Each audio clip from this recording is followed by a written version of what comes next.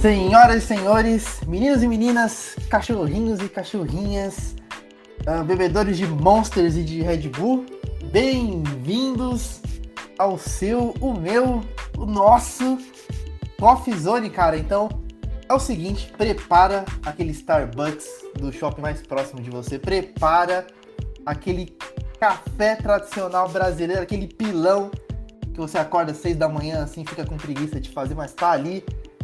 Se você já estiver na rua, cara, aquele cafezinho perto da estação do metrô do seu Zé, porque vai começar o melhor podcast de tecnologia da história do universo, do mundo, rapaz. Eu sou o apresentador Antônio, e eu vou apresentar para vocês outros dois apresentadores muito legais aqui também, chamado Mano Emerson, o nosso grande Tony Stark aqui voando com sua armadura. Fala galera, beleza? Um prazer estar aqui com vocês. Vamos bater um papo bem massa aí com um convidado bem especial. Senhor rei da cocada preta aqui, mestre dos reacts da vida, senhor Júlio. Fala galera, muito assunto top aí pra gente falar hoje, hein? Simbora. Cara, é o seguinte, gente. Saca só. Nós vamos ter um tema diferente, um tema aí pra galera jovem, né? Porque eu, Emerson e o Júlio, a gente é dois boomerzão, né? Velho já, teste pra infartar já. Mas vocês aí que são jovens, né? Vocês vão gostar disso aqui, vocês vão adorar isso aqui. Que é um tema legal. Qual o poder de luta de um dev iniciante? Tipo, Kakaroto, qual o poder de luta de um dev iniciante? E aí eles vão falar se é mais de 8 mil ou se é só tipo sei lá, né? Se ele é só feito pra trazer café pra você. Ou senão vocês fazem diferença na vida de alguém, né? Não sei, a gente vai descobrir aqui agora com todo mundo.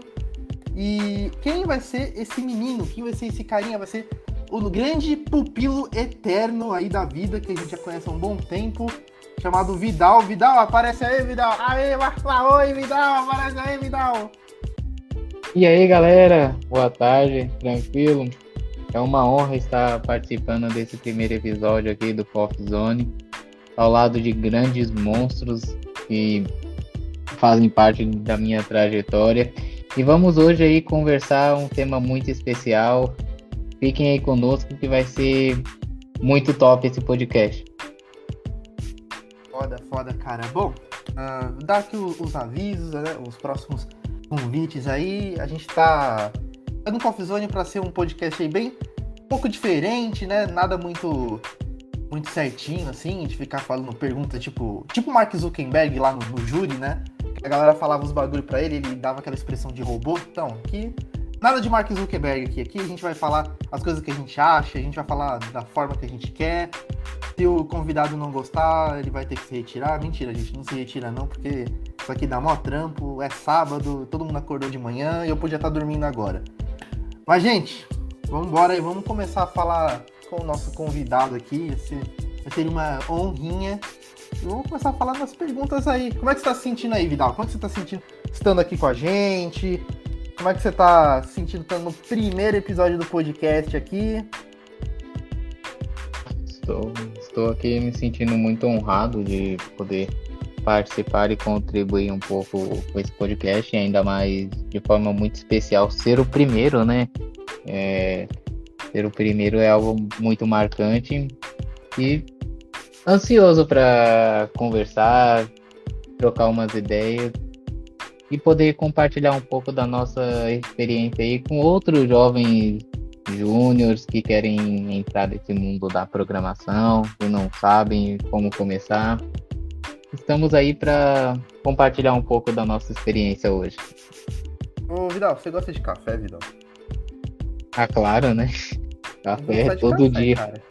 Ô, louco, tem que tomar café assim, sei lá, todo tem que dia. ter parada cardíaca tomando café, gente. Senão não tem graça. E sem açúcar. Nossa senhora. Se não gostar de café, não participa do Coffee Zone, né? É isso aí, tem que ter um cafezinho com pão de queijo ali, senão não dá certo, né, gente? Isso aí. Bom, vamos lá, mano. Você deve, tem que tomar café, cara, todo dia? Tem que tomar, não sei, né? Polêmico, né? Tipo, tem uns cafés que é bom, vai. Tipo, pelo Naval lá na Golcala foi um café gostoso, né? Não é ruim. Mas eu gosto. É porque tem umas perguntas que o pessoal faz assim antes de começar na programação, né? Eu preciso saber de matemática, preciso saber de cálculo e tal. E a pergunta mais interessante é se, pô, o dev precisa tomar café, né? Pra seguir aquela carreira mesmo. Tomar café e Monster ao mesmo tempo. pra ferrar tudo de uma vez já. Ô, Vidal, me fala aí, cara. Como é que você começou aí os seus contatos com a tecnologia, cara? Os meus contatos aí com a tecnologia foi por volta do ano de 2019. Inicialmente fiz um contato aí com o Monstro Júlio. Ele me orientou basicamente, porque hoje eu não tinha noção do quanto é grande a árvore da programação, né? Eu gosto sempre do exemplo, se você pegar uma árvore hoje, e cada ramo que você olhar é uma carreira, uma trilha que você pode seguir dentro da programação, né? Você pode ser ali programador front-end, mobile, back-end, e dentro de cada segmento você tem várias linguagens que você precisa seguir, né? Ali, só um exemplo. Se o cara falar, eu quero ser programador mobile de aplicativo, ele pode ser Android, ele pode ser iOS, ele pode ser React Native, ele pode trabalhar com Ionic. Então, eu não tinha esse conhecimento. E ali por volta de 2019, no início do ano, o Júlio me deu um grande overview ali das tecnologias e foi ali onde eu comecei a estudar. Me chamou muita atenção ali a parte do front mobile. E comecei a pegar um pouco ali mais da minha trajetória. Foi ali onde eu comecei a estudar JavaScript, React Native. E foi onde eu comecei, gostei e estou até hoje estudando e me aperfeiçoando a cada dia. Quem sabe um dia ser tão bom quanto esses mestres que estão aqui hoje, o Júlio e o Emerson.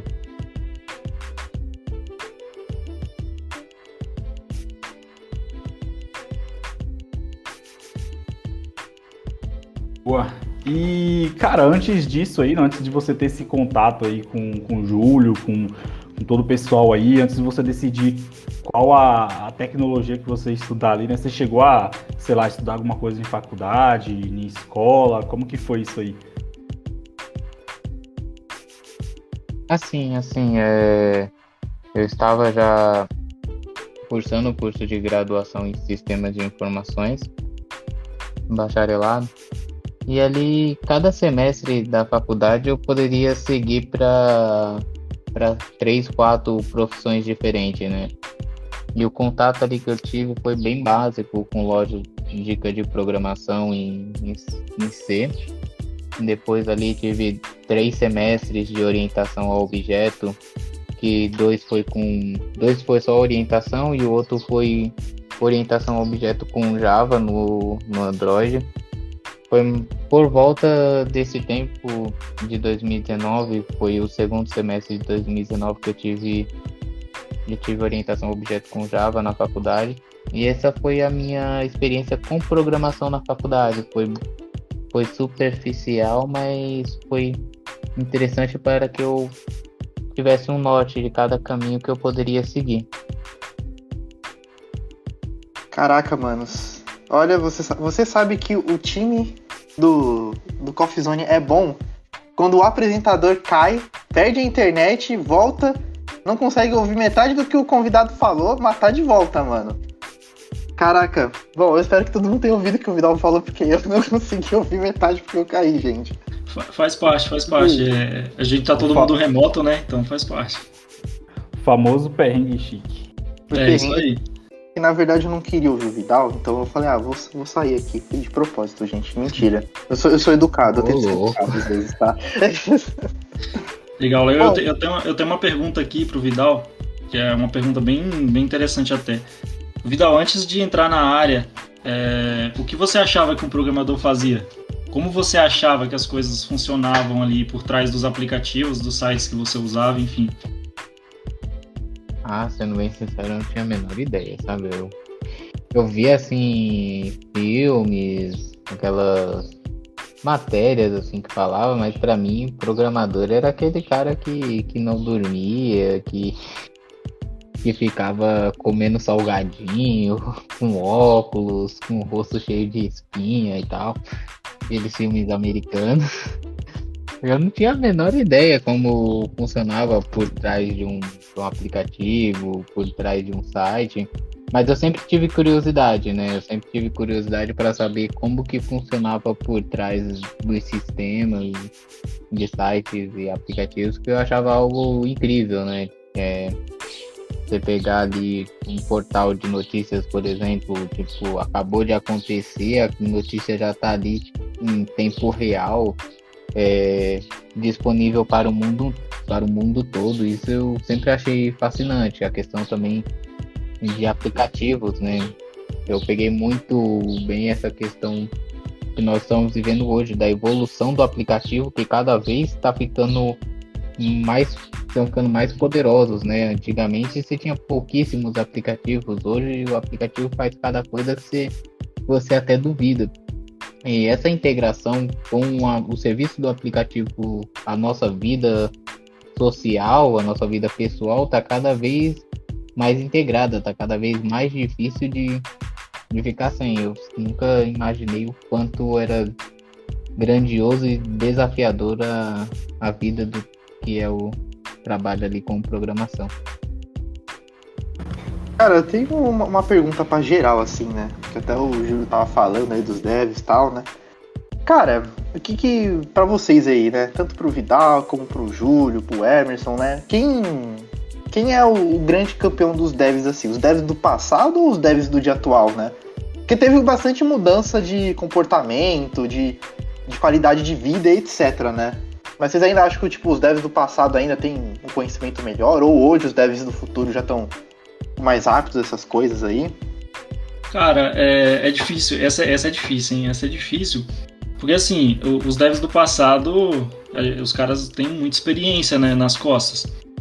Só que hoje, tipo, eu conheço moleque aí de 12 anos que destrói na programação, né? E assim, só que é aquilo que eu costumo falar, cara. Um programador de verdade, não importa se ele é novo, se ele é velho, ele vai se adaptar a qualquer tecnologia. Eu falo isso por experiência própria. Nos últimos 2 meses eu trabalhei com linguagem de programação que eu nunca tinha mexido, sabe? Então, por quê? Porque a demanda exigiu isso. Eu precisei desenvolver um sistema lá no aplicativo da Starbem, fazer a integração, que eu tive que mexer com 4 linguagens, né? Eu já tinha mexido com as linguagens da Apple, mas bem por alto ali, com Swift e Objective-C, mas eu tive que cair também para dentro do Java e do Kotlin ali, para mexer com algumas coisas nativas do Android. E é uma puta experiência, né? Querendo ou não, o dev aprende cada dia mais com isso, né? O Emerson deve ter também alguma opinião aí, mas na minha opinião é isso, né? Eu tenho.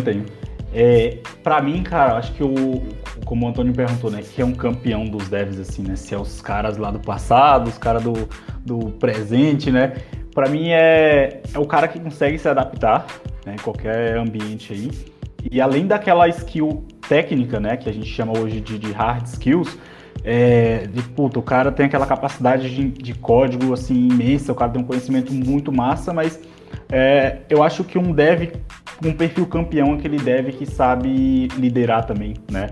Que tem uma boa comunicação, que saiba lidar com o time, né? E de preparar, por exemplo, um dev que está iniciando até esse cara conseguir andar com as próprias pernas, né? Para mim, esse é um dev campeão. Eu gosto muito desse perfil, né? E, assim, adaptabilidade, cara. Para mim, uma das soft skills aí do futuro é se adaptar, né? Em qualquer trabalho, em qualquer projeto, né? Linguagem de programação. Então, para mim, esse é o dev campeão. Eu concordo totalmente, é isso mesmo. Tudo que o Emerson falou é pura verdade, cara. O cara que não corre atrás disso, ele vai ficar muito ali preso na zona de conforto dele, ele não vai conseguir muita coisa, não. Tem que ser assim, o perfil é esse. Concordo aí com o que o Emerson e o Júlio contribuíram, e para mim, acredito que a principal qualidade que define um dev campeão mesmo é ele ser autodidata. Ele conseguir pegar ali uma documentação de um framework novo, uma linguagem, e ler ali, entender, colocar projeto para rodar, testar ali em produção mesmo. Acredito que essa é a qualidade principal do dev campeão.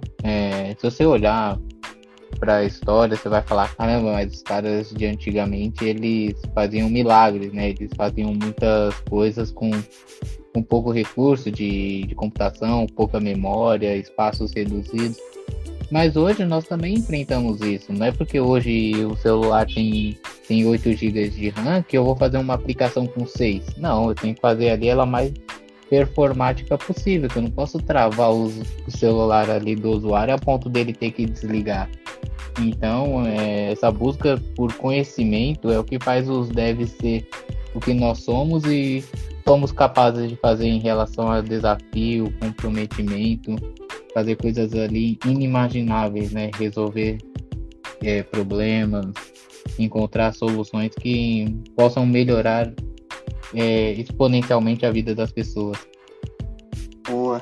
Mano, eu tenho outra pergunta aí meio polêmica, né? Porque essa do dev do passado, dev do futuro já é um negócio interessante, né? Porque existe uma transformação cultural bem grande, né? Agora, cara, os devs do futuro, os devs que estão iniciando aí, né? A gente sabe que tem muito dev, muito pica hoje em dia, etc. Mas existe aquela coisa, devs jovens que estão aprendendo coisas muito rápidos, estão evoluindo muito rápido. São uma ameaça para os devs que já conhecem isso, ou é uma qualidade para isso, né? Uma coisa boa para esses devs aí, do passado aí? Acredito que não é nenhuma ameaça, é uma qualidade excelente, porque quanto maior o número de profissionais excelentes, vai puxar a nossa régua para ser cada vez melhor. Eu trabalhar com um profissional que venha a ser melhor do que eu tecnicamente, vai me forçar a escrever códigos e entregar melhorias melhores também. Nós não podemos ficar no comodismo, parar no que eu já sei por aqui e acabou. Não, a galera que está vindo nova tem que nós que estamos hoje já temos que estudar cada vez mais, e quem está vindo novo tem que estudar mais ainda para que o futuro venha a ser de profissionais melhores, né? Profissionais mais capacitados. É isso mesmo, né? E o tema é justamente esse, né? Porque a gente tem bastante, hoje o mercado ele está precisando muito de programadores, né? Todo mundo sabe disso. E hoje a gente tem uma boa parte de pessoas novas entrando na área, né? Só que as empresas hoje não dão oportunidade para pessoas júnior, né? Vamos dizer assim. É difícil ter empresa que olha para isso, né? Que olha para o júnior ali. Eles só não lembram que o júnior hoje vai ser o pleno e o sênior de amanhã, né? E os caras cada vez mais estão se esforçando para isso. Então, vamos, empresas, né, dando um recado, vamos olhar para os nossos júniors aí, né? Que o Vidal é um júnior aí que tá destruindo, o cara já tá chegando a níveis altos aí. Verdade, ainda mais nesses tempos de pandemia aí, né, gente? Que tem muita galera que tá saindo de área aí e entrando na área de tecnologia, tipo, tentando cair de paraquedas e tentar entender tudo, e tentar entrar aí, ó. Vamos realmente dar uma olhada pros júniors, porque eles são o futuro da manhã aí. E, gente, ninguém perde trampo, assim, do tipo, o cara é mais novo que eu, vai ter mais conhecimento que eu, tal. Não tem nada a ver, mano. Todo mundo aí consegue ir atrás dos mesmos conhecimentos, das mesmas coisas. Pelo contrário, eu acho que tudo tem muito a contribuir aí, né, com as empresas, com as pessoas que estão mudando de área, né, de trabalho agora. Inclusive tem uma pesquisa bem interessante que o Brasil precisa de 40 mil programadores por ano, mas a gente só consegue formar 17 mil, né? Então tem uma projeção para 2022, 2025, não estou lembrado, que o Brasil vai precisar de pelo menos 400 mil devs, né? Então hoje a gente tem esses dois perfis, né? As pessoas que estão lá já no mundo da programação, os devs sêniors, mais plenos também, e essa galera que está começando. Então, se a gente consegue mostrar o caminho das pedras para essas pessoas, a gente consegue formar esses profissionais, as empresas vão conseguir contratar mais rápido, né? Mais rápido todo o processo, né? Porque hoje o mercado está muito agressivo, né? Tá empresas de fora vindo buscar profissionais aqui no Brasil, né? E a galera tá indo. Sim. Ô, Vidal, cara, a gente falando tudo isso aí, né? Como é que foi mais ou menos o seu processo de aprendizado, né? Eu tive né? Eu tive a ajuda do Murilo, que é lá da Golcar, ele que monitorou e tal, né? O Júlio deve ter tido o processo dele, né? Todo dev tem o seu processo, né? E como é que foi o seu processo de aprendizado, assim? O meu processo de aprendizado eu falo que eu não poderia ter sido melhor, né, pelos meus instrutores. Quando eu comecei, eu fiquei ali muito próximo do Júlio e do Fernando Farias, que deve estar escutando a gente aí, um grande abraço para ele. Foram os dois ali que no começo da minha carreira me ensinaram muita coisa, me deram realmente o caminho das pedras. Você estuda isso, você estuda aquilo, e eu fui estudando, apresentando resultados, concursos, projetos pessoais, teve até um projetinho pessoal de teste que eu fiz, inclusive Vossa Senhoria que foi o QA do projeto. Eu lembro até hoje aquele nome que você colocou, uns 50 caracteres lá de... Sei de nada, gente, sei de nada. Nunca ouvi falar disso aí, não, sei de nada. O senhor colocou um nome para quebrar lá o repositório, e ali também foi um processo de aprendizagem, onde eu consegui trabalhar ali com o processo de correção de bugs, pegar ali o que eu estava passando. Mas foi um processo, assim, difícil.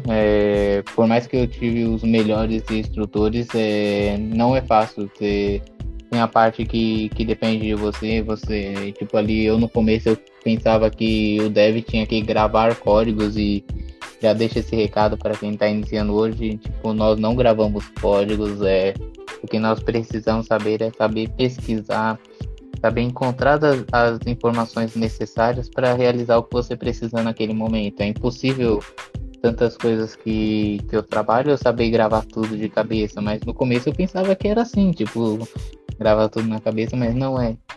E ali foi por volta de um ano e 2 meses que eu estava numa posição de estagiário, e migrei para a posição de júnior, devido aos meus estudos, ao acompanhamento que eu tive desses dois monstros aí da programação, que me ensinaram e me ensinam muito até hoje. E o meu processo de aprendizagem, ele continua, né? Não é porque hoje eu atualmente estou como Dev Júnior que ele para. Eu tenho que continuar estudando, e é o que eu quero. Eu quero chegar um dia aí no nível sênior, um nível técnico de especialista, e o processo de aprendizado só continua. Posteriormente aí, o Emerson entrou aí como líder, atualmente é meu líder hoje, e vem também me auxiliando muito ali, vem me acompanhando de perto, para que esse processo de aprendizado continue sendo contínuo, para que amanhã eu possa estar num nível de pleno, de sênior, cada vez mais alto. Ou até de tech lead, né, Vidal? Você estudando e continuando do jeito que você está indo, daqui uns dias você vai liderar também uma equipe aí, né? Igual o Emerson está fazendo hoje na GoK, igual eu já fiz na GoK, e igual eu estou fazendo hoje na Starbem com o papel de CTO da empresa também, né? Isso é bem importante, né? Não para ali no sênior. O nível de um desenvolvedor nunca vai parar no sênior, né? Você ainda tem mais ali aonde chegar. É só continuar estudando. Eu acho, tipo, meio engraçado, né? Como a galera vê evolução nessa área, né? Do tipo, né, quem é júnior, ele vai estar aprendendo a codar, tal, né? E quem é pleno vai fazer as pesquisas, sei lá, no sites de auxílio lá de código e tal, e quem é pleno também vai continuar fazendo a mesma coisa, né? E aí eu entro, tipo, com uma pergunta legal aí. Dev tem que saber todos os códigos de cabeça, ou ele fazer pesquisas e tal é uma coisa que, tipo, faz ele ser abaixo do esperado? Ao meu Deixa eu pegar ver, essa resposta aqui no Stack Overflow, rapidinho. Boa, pega lá. Boa, essa é boa. Vou pegar no Stack Overflow, é o que a gente mais faz, né? Então, cara, acho que essa pergunta é muito boa, porque o dev, ele não sabe tudo, cara. Nem aquele cara que é, tipo, o monstro, o especialista, ele não vai saber tudo, né? Então, hoje o dev, ele tem que ser curioso, né? Então, teve algum problema... eu uso até uma regra, que é a regra dos 30 minutos, né? Que se eu tô com um problema e durante 30 minutos eu vou pesquisar, vou correr atrás de resolver esse problema, e se nesse tempo eu não consigo, aí eu parto para pedir ajuda para uma pessoa um pouco mais experiente, né?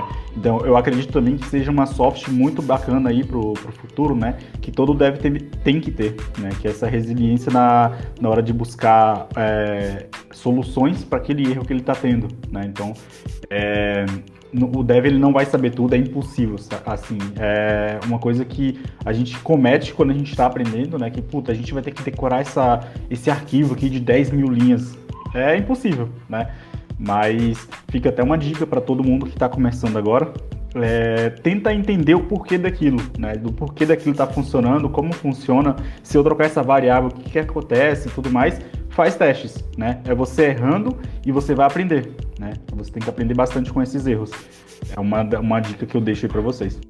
E com esse negócio de pedir ajuda, né, Emerson, às vezes não é só ajuda para um cara que tipo, tá um nível acima de você e tal, é mais experiente por isso, mas às vezes um cara que tá ali na sua equipe também, que tem o mesmo nível que você, mas ele pode saber a resposta para aquilo que você tá sofrendo naquele momento, né? Assim como você pode saber a resposta para uma coisa que ele também tá sofrendo, porque os desenvolvedores não sabem tudo, cara, a gente aprende coisa nova a todo momento, então isso é uma coisa muito importante, é saber pedir ajuda, cara, isso é o principal fator aí para ser um bom dev. Até pegando um gancho disso que você falou, Júlio, casa um pouco com aquela pergunta do Antônio, né? Se hoje atrapalha o dev que está iniciando, aquele dev que já é mais sênior, né? Eu acho que, como eu tinha comentado, ele contribui muito, né? E casa muito bem com isso que você falou de, às vezes você tá cansado, cara, sua mente tá ali, tipo, focada 5 horas seguidas num problema, você não consegue resolver, e chega uma pessoa de fora, bate um olho e resolve, e essa pessoa não precisa ser aquele cara sênior, né? Só vê que, cara, a variável que você copiou lá do Stack Overflow, você tinha que alterar, não tinha que jogar no código lá direto, né? Então, saber pedir ajuda na hora certa. Boa. Pô, e já engatando aqui, né, o Vidal ia falar alguma coisa? Só pegando o gancho, né, esse ponto que o Emerson comentou, eu acho muito importante saber quando pedir ajuda, né. O Dev Júnior, ele não tem que ter vergonha de pedir ajuda. Eu, muitas vezes, até hoje, quando estou com alguma dificuldade, eu faço ali como o Emerson colocou, eu coloco um tempo ali, tipo, no máximo um dia, meio-dia, eu vou tentar resolver isso daqui sozinho. Se eu não conseguir, aí eu vou buscar alguém para que essa pessoa possa estar me auxiliando. E acho que é de extrema importância, principalmente isso para o Júnior, porque senão ele comete o erro inverso, né? Todo problema que ele tiver, ao invés de tentar resolver, ele já puxa alguém mais experiente para resolver junto com ele. Isso dali atrapalha um pouco o processo de aprendizagem, porque você não tentou primeiramente resolver sozinho. E chega em determinados momentos que você vai precisar resolver esses problemas sozinho, com cada vez mais autonomia dentro da sua função. Bom, puxando mais ou menos isso aí que o Vidal falou, né, eu vou fazer uma pergunta da hora aí pra ele. É o seguinte, cara, quais foram os seus maiores desafios e suas maiores conquistas, né, como um desenvolvedor júnior aí? Isso daí é um processo constante, né? Todo dia, toda semana eu tenho uma conquista pessoal, porque no dia a dia sempre estamos trabalhando com coisas novas, desafios. Eu posso estar aqui em plena uma segunda-feira e ter uma excelente conquista de trabalhar com algo novo que eu nunca fiz, que eu consegui implementar sozinho, que eu consegui fazer sem auxílio de ninguém. Então as conquistas, ela não é só aquelas conquistas gigantes, tipo, minha única conquista foi quando eu me tornei Dev Júnior. Não, foi uma grande conquista sim, mas ao longo dos dias você tem várias outras conquistas que te fazem te levar a uma conquista maior. Eu gosto muito de um desenho tem 2 escadas, né? É até bem famoso esse desenho na internet. E uma escada tem uns degraus pequenos e a outra tem uns degraus espaçados muito grandes. Isso mostra a importância do quanto é importante aquele 1% melhor a cada dia. Não é de uma semana para outra eu melhorei 30%, não. o mais importante é aquele passo a passo, né? E complementando essa pergunta, os maiores desafios, assim como as conquistas, também são diários, né? O maior desafio vai ser amanhã, quando eu ser, vamos supor, transferido de projeto, eu precisar aprender todo o projeto, toda a arquitetura em 2 dias para poder estar junto com o time. Mas o que me marcou mesmo foi ali logo no início, né, por volta ali de 2019, por volta de junho, julho, quando eu comecei a fazer um curso de desenvolvimento e tava dando muitos erros na aplicação. A galera que já trabalhou com o RN sabe que às vezes o emulador ele dá problema de um jeito que você nunca resolve, né? E ali a sacada que eu tive foi deletar todos aqueles pods, criar eles novamente, e funcionou. Ali foi um baita de um desafio que marcou muito, né? Que muitas vezes o seu código vai tá correto, mas alguma coisa de variável, alguma coisa de emulador não vai funcionar. Então, nem sempre o problema vai ser seu, né? Muitas vezes eu pensava, né? Caramba, deu errado, eu escrevi código ruim, eu não sei escrever, mas não. Nem sempre isso. Você vai, por exemplo, pegar um serviço que a API pode estar fora e não vai rodar, mas o problema não foi seu. Então essa parte de conquistas e desafios, eu acredito que ela caminha muito lado a lado, né? No mesmo dia que você tiver uma conquista, você teve um desafio para você resolver ela. E assim vai, todos os dias. Sim. Pô, time, eu tenho uma pergunta agora pra todo mundo de novo, né, mano? Acho que é da hora aí. Empresa com nome grande, né? A gente sabe que tem, sei lá, hoje em dia o grande pico é banco digital, né? A gente tem aí Digio, Nubank, esses caras aí fortes aí. É assustador trabalhar nesses caras, tipo, não só pra quem é júnior, mas também pra quem já tá há mó tempo, né? O peso da marca da empresa é assustador de pegar o projeto e codar neles? Eu, sinceramente, eu acho que eu ia ficar com um pouco de cagaço, assim, de errar as coisas e tal, porque deve ser uma cultura muito pesada, né? Ah, cara, assim, eu não tenho autoridade pra falar, porque eu não cheguei a trabalhar em nenhuma dessas empresas gigantescas aí, né? Esses bancos digitais ou essas startups imensas.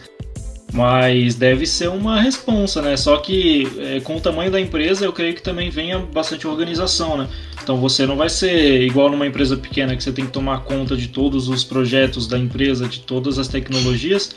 Lá você vai ter o seu pedaço para você cuidar, né?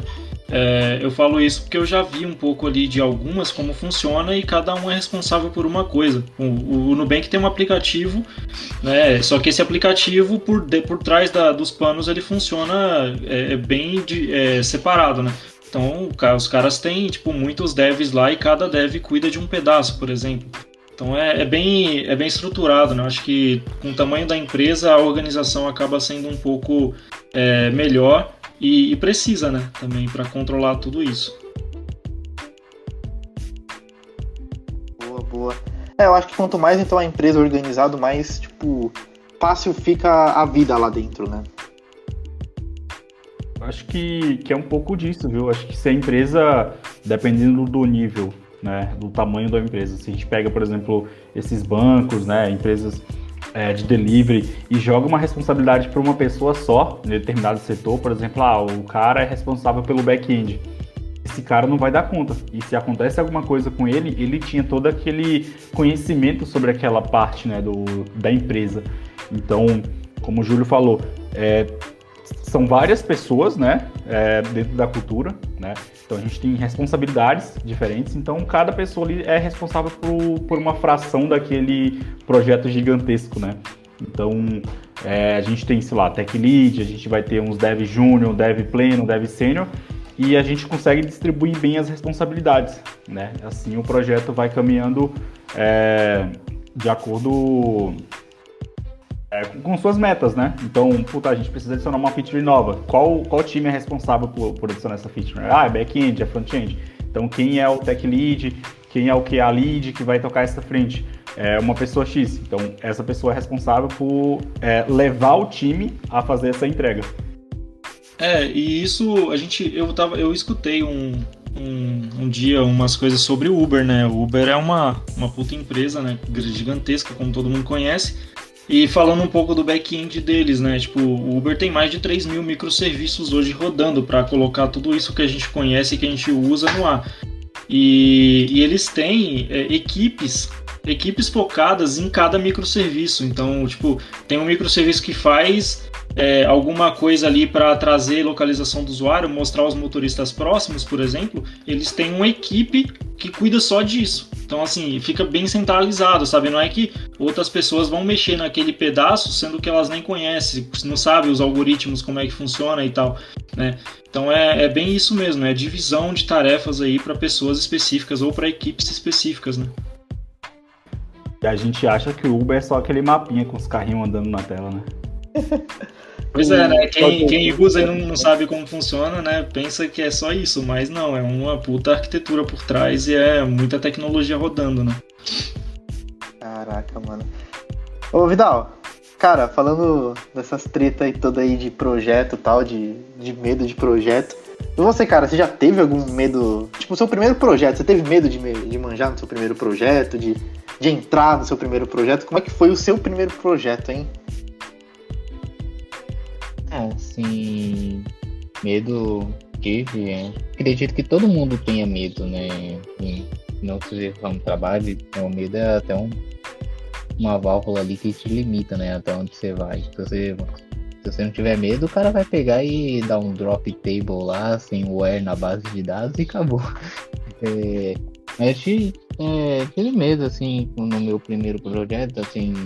Eu lembro que a minha primeira contribuição, não citando nomes, foi um projeto de um cliente que tinha na Gokar, e foi a criação de um menu hambúrguer lateral.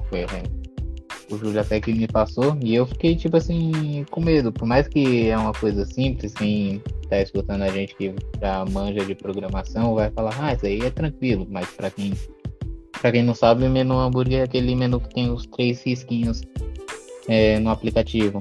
Ali eu fiz a questão de importar a imagem, colocar, fazer IP ternário, se tá aberto, se tá fechado. Mas eu fiquei com medo, tipo, caramba, quando eu mandei lá o PR pro Júlio revisar e aprovar, eu falei, caramba, será que vai quebrar o aplicativo inteiro? Será que vai destruir tudo? Mas não, foi tranquilo e aos poucos eu fui vendo que a maneira como o desenvolvimento trabalha, com versionamento de código, que é algo que é imprescindível trabalhar hoje, é muito tranquilo, por conta que o máximo que vai acontecer é você retirar um commit, apagar uma branch, retornar para o último backup que você tem. Então não é tipo uma suposição, um cirurgião. Se fazer uma cirurgia errada em alguém, que seria equivalente a um commit nosso, a pessoa morre. Então o projeto, o máximo que vai acontecer é você voltar, você vai... claro que você vai perder um bom tempo ali de trabalho, 1, 2 dias, 3 talvez, mas são coisas reversíveis, não precisamos ter aquele medo assim, tipo, não vou fazer isso porque pode dar problema. Não, né? Temos que arriscar, colocar projeto para rodar, colocar projeto em produção, deu problema, corrige o bug em produção e vamos para cima. O problema é que se o cirurgião fizer um commit com bug, ele tá lascado, né? E o paciente também. É complicado, né? Falando de cirurgia, é bem complicado isso aí. Caraca, mano, o maluco vai matar o código, vai matar o cliente, vai matar todo mundo, gente. O Vidal acabou de falar que todo Júnior é assassino, gente. Então, é isso aí. Aí isso me lembrou uma história engraçada. Faz parte. Isso me lembrou uma história da hora, assim, quando eu era Júnior. Que né? Era o Murilo e o Vitor, que eles eram meus mentores e tal. E toda vez que eu, sei lá, eu fazia uma coisa muito simples assim, eu olhava pra eles tipo, pô, tá certo, né? Tá tudo bem, porque eu tinha uma big de uma insegurança, assim, né? Ainda mais porque você tá mexendo com código, você tá mexendo com cliente, você tá mexendo com uma porrada de coisa, né? Então eu lembrava que, tipo, sei lá, né, pelo menos na parte de QA, você escreveu o seu primeiro código de teste, assim, o primeiro BDDzinho bonitinho lá. Aí eu olhava pra ele, não, tá certo. Aí ele só, tipo, separava eles que eles estavam fazendo uns negócios mó absurdos, assim, só pra eles olharem, darem um positivo, assim, e continuar, né? Então eu acho que ser júnior acho que é a parte mais assustadora, né, da área, assim. Talvez não só de tecnologia, né, mas eu acho que em todas as áreas em geral, né. É um momento de aprendizado que a gente não sabe se vai pegar certo, não vai pegar, se vai ficar, tipo, ai, que droga, não era isso que eu queria. Eu demorei 7 anos pra descobrir que eu queria ser QA, mano. 7 fucking anos. Descobriu 7 anos, né? Planejou 7 anos de como você podia ferrar com aquele dev, né? Que subiu um card pra Doni que tava com bug, né? Hoje eu sou o melhor do mundo em jogar cards na cara do Emerson e fazer ele corrigir bugs, gente. Aí sim. Olha só. Até pegando um gancho, eu acho que realmente, né? Quando você tá começando ali é um puta de um desafio. É um momento que você tá cheio de insegurança de será que eu tô na minha área certa, né? Eu por exemplo, também, por ser uma pessoa com mais experiência, né? Eu também tenho esse receio, né? De é isso que eu quero, né? Pra daqui 5 anos, eu quero estar trabalhando com isso, né? Será que eu não vou virar, sei lá, caminhoneiro, né? Fico me questionando todo dia. Porque é uma coisa que, cara, dá medo, né? Você tá trabalhando ali e você assume cada responsabilidade, né? E para um dev júnior, ele fica um pouco assustado, né? Dele ver, por exemplo, um código de um cara que tem 10 anos, né? Por exemplo, cara, eu não vou decorar isso aqui nunca, né? E aí bate aquele medo, assim, será que eu vou seguir nesse caminho? Vou ser dev mesmo? Vou fazer outra coisa? Mas é um puta de um desafio. Cara, esse negócio do código de um dev mais experiente, isso é engraçado, porque eu costumo dizer que foi aonde eu mais aprendi, olhando o código de outras pessoas, cara. Eu olhava muito o código de outras pessoas e foi aí que eu comecei a entender coisas mais complexas. Eu acho que isso é uma jogada legal também pro dev que tá iniciando aí, olhar o código dos outros, né? Mas aí ele não sabe ainda, né, que ele pode aprender com isso. Então até aquele cara chegar no nível de confiança de, olha, eu vou abrir um código aqui do Júlio, que tá lá escrito uma feature, sei lá, de pagamento, eu vou abrir aquele código, vou olhar para ver se eu consigo entender alguma coisa, né. Até ele chegar nesse nível, ele vai passar por muita desconfiança, né, de, puta, eu não vou mexer porque eu não vou entender. É melhor eu começar aqui do zero, vou seguindo step by step, até chegar nesse nível, né? Mas hoje eu não tô preparado, então ele tem esse certo receio logo quando vai começar a carreira, né? Ah, não, sim, eu digo depois que o cara já sabe como funciona bastante coisa, né? Tipo, já teve o contato ali e tal, ele já sabe fazer uma feature deles sozinho, então ele olhando o código de outra pessoa, ele pega uns insights legais ali de como melhorar ainda mais o que ele fez, sabe? Mas isso acaba sendo um comportamento saudável, porque meio que o cara pode acabar num vício com outro dev, né? Do tipo, eu não tenho meu estilo próprio, eu tô seguindo, sei lá, o estilo do Emerson, do Vidal, do Júlio. E isso seria uma coisa meio saudável, assim, falando em formato de código, profissionalmente? Cara, hoje em dia os devs faz isso pegando tudo da internet, né? Então, eu acho que é mais saudável você olhar para um código de alguém que você conhece, que fez uma determinada coisa ali, do que você ir lá e tá pesquisando um problema que você tá tendo, vai no Stack Overflow, copia um trecho de código lá e cola no seu projeto, sem nem saber o que tá acontecendo ali naquele trecho de código, sabe? É o que acontece muito com os devs iniciantes hoje. Eles vão muito pelas coisas que tá na internet, não entende o que tá fazendo aquele bloco de código ali e simplesmente joga no projeto, funcionou, já era. Não vai mexer mais, entendeu? A minha máquina funciona, né? Então. Eu falava isso muito pro Antônio, pô. Tá funcionando na minha máquina, Antônio. Bug aí, cara. Corrige variável de ambiente que o erro é aí. Na minha máquina tá funcionando. Rapaz, quando você ouve, que você sabe que tem coisa errada, mano. Cara, é igual aquele. Tem um meme bem legal, mano, do Capitão América até, velho. Tá no elevador lá quando vai brigar lá com os caras da Shield, da Hydra, na verdade. Aí, pô, ele fala, não, na minha máquina tá funcionando. Então manda a URL, aí manda lá localhost 3000, tá ligado? Vai funcionar, pô. Vai funcionar.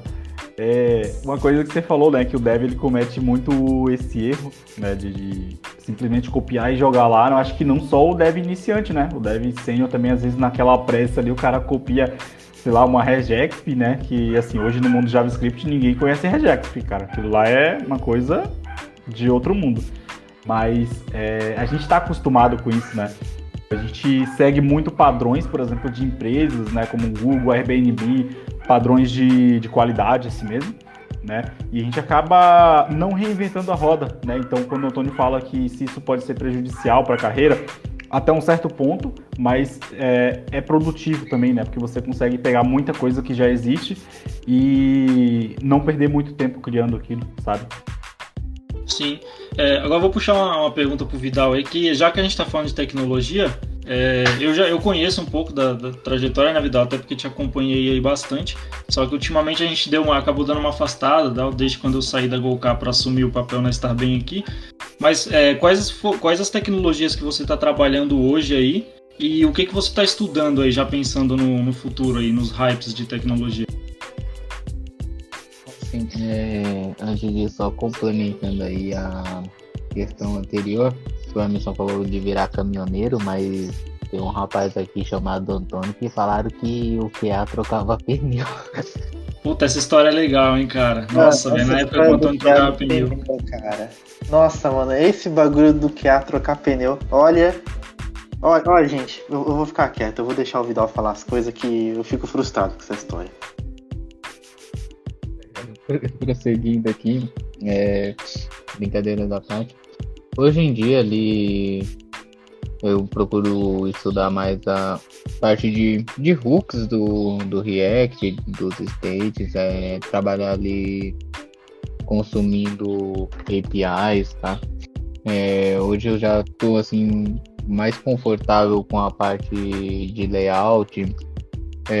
Aí por hora eu estou focando mais na parte lógica, implementações, funcionalidades, integração de fluxos,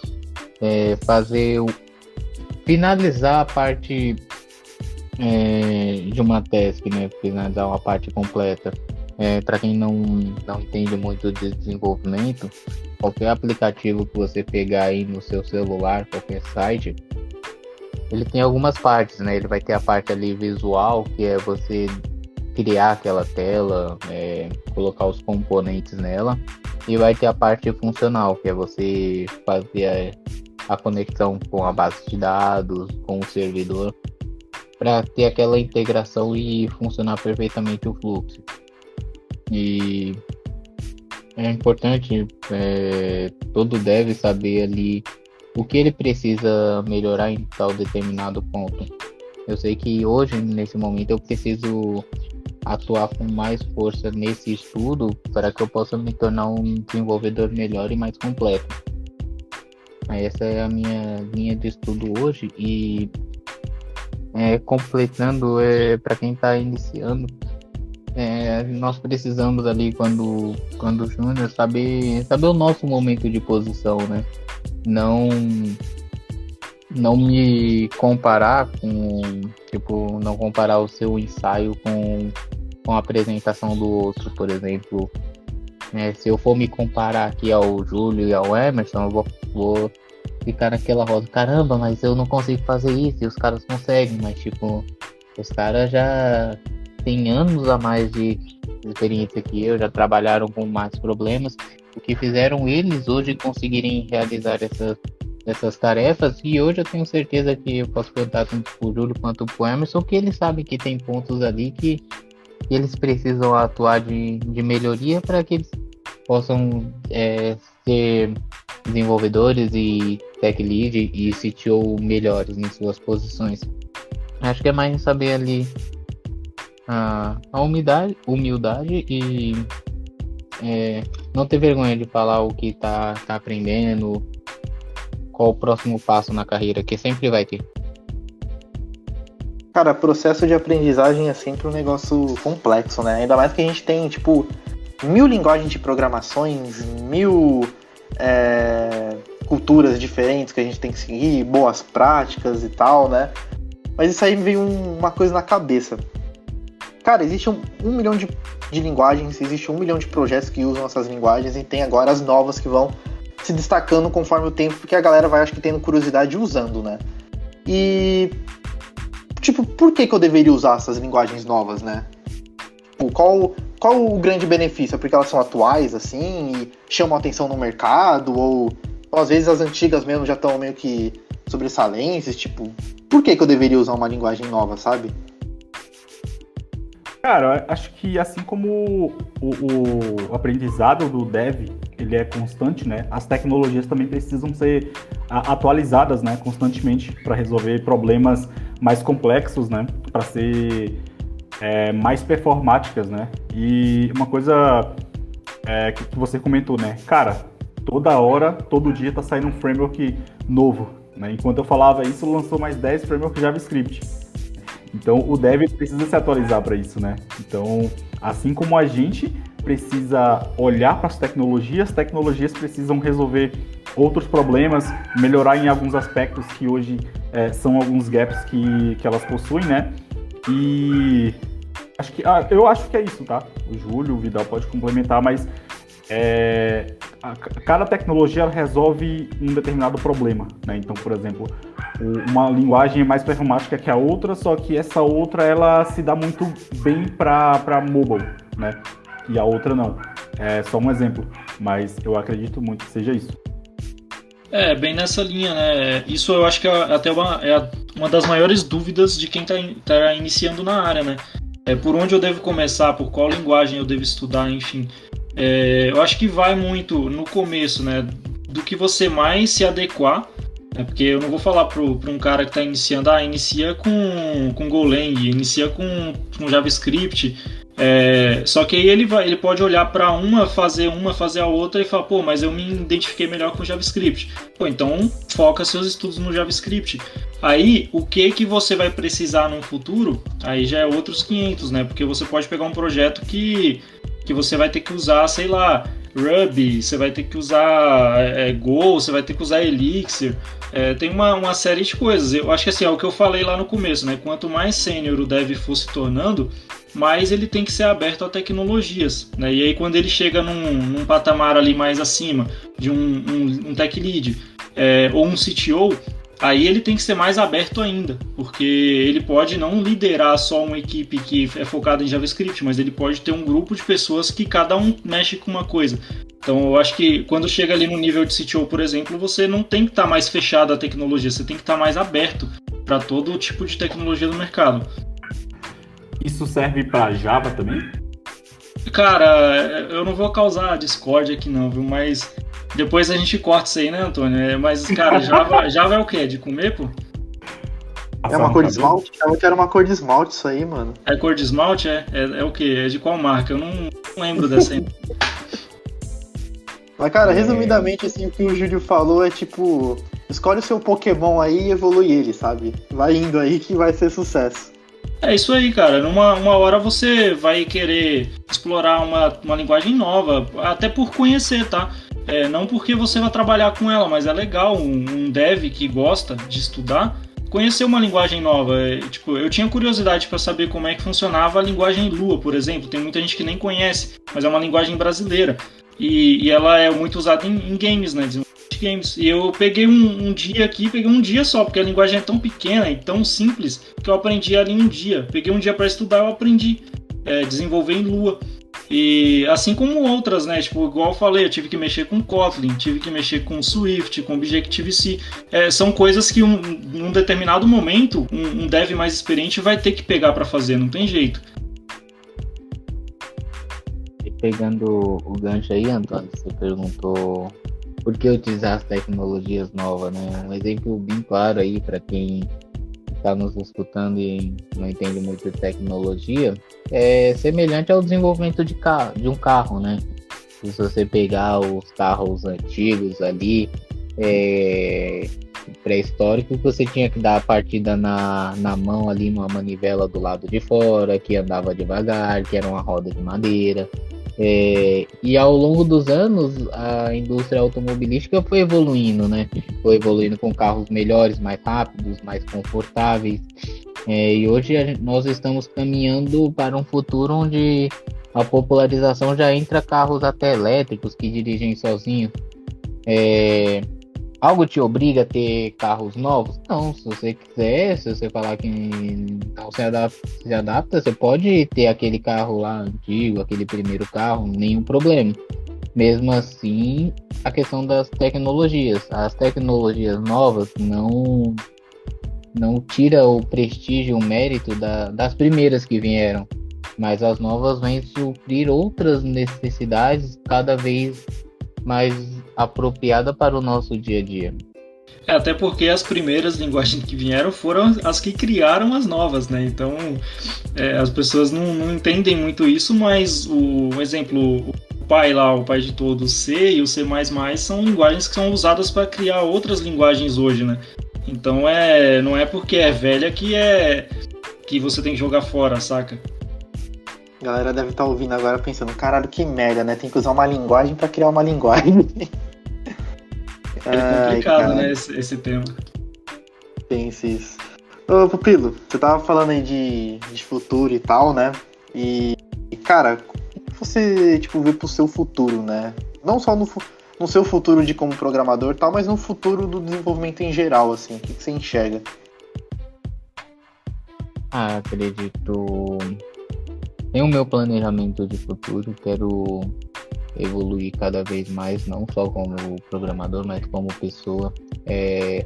Quero estar utilizando da tecnologia e do meu trabalho para ajudar pessoas, promover ali uma melhoria no dia a dia das pessoas, assim como foi um projeto que trabalhamos, o Missão Covid, um projeto 100% gratuito, onde pegamos parte ali do nosso dia, dedicamos ao projeto e ajudamos as pessoas, né?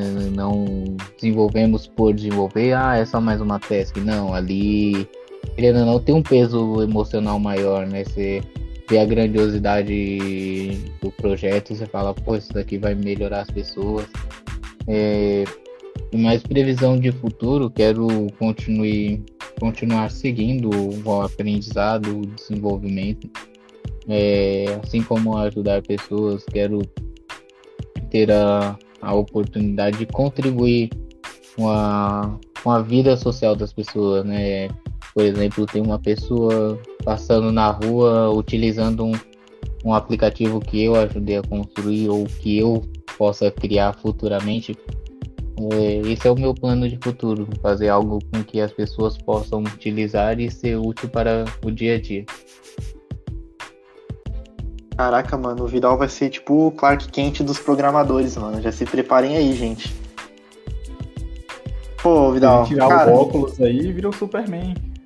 Então, vai virar o Superman, vai ficar voando aí nas linhas de código aí, salvando a humanidade. Cara, pô, Vidal, foi muito da hora o papo aí. O tempo acabou, a gente já fez bastante pergunta aí, foi um bate-papo da hora aí. Muito agradecido pela sua participação aqui no Coffee Zone. E, gente, fica aberto aí pra quem quiser falar alguma coisa aí, vocês querem papear alguma coisa, perguntar mais alguma coisa, falar algo aí. Aproveita que é o momento que o Júlio tá deixando, né? Porque daqui a pouco ele vai cortar aqui todo mundo aqui e já era. Então aproveitem agora, mano. Ô louco, cara, que isso. É o Emerson aí que é o cara que corta as coisas. Emerson Eu? vai ficar cortando a gente aí, ó. Vai tirar a gente fora do ar porque a gente já ultrapassou o tempo limite aqui já. Não, eu só agradecer aí o Vidal aí por ter aceitado o nosso convite aí nesse primeiro episódio que a gente tá gravando. E vai vir outros aí muito legais com pessoas também tops. E o Vidal também vai participar de vários outros, com certeza ele vai topar isso. E vamos embora, Vidal. Simbora e é isso aí, cara. Continua do jeito que você tá indo, que você vai longe. Eu te conheci lá atrás, lá você não sabia, praticamente nada e em questão de meses aí já tava dominando as coisas que eu te passei e aí veio trabalhar na Golcar, né, com a gente. E, cara, hoje, pelo que o Emerson fala, você tá indo muito bem aí. Continua assim, cara. Vambora. Precisar de mim, a gente tá aí sempre. É isso, eu que agradeço aí a oportunidade, a parceria de sempre, todo apoio, todo auxílio que eu preciso, sei que eu posso contar com todos vocês. Como eu falei, é uma honra, um prazer enorme. É uma honra, um prazer enorme estar compartilhando um pouco da minha experiência, da minha jornada. E vamos sim, vamos para os próximos episódios. Qualquer coisa que precisar, estou aí para ajudar também. Bom, senhores, Coffee Zone vai trazer mais galerinha aí pra conversar, galera interessante que vai trazer conhecimento. A graça daqui é a gente poder ter um bate-papo maneiro, que nem a gente teve com o Vidal aqui. E com uma galera que manja, que quer descobrir mais coisa, etc. Então fiquem ligados aí, porque novidades vão aparecer ainda. Então, gente, valeu aí por ouvir a gente. Eu espero que o seu café tenha sido muito delicioso. Espero que vocês tenham tomado, sei lá, no mínimo umas 3 xícaras de café aí, porque deve ter dado tempo de umas 3 xícaras de café, 3, 4 xícaras de café aí. Não infartem, por favor. E até o próximo Coffee Zone. Valeu, guys. Falou, valeu! Valeu, galera.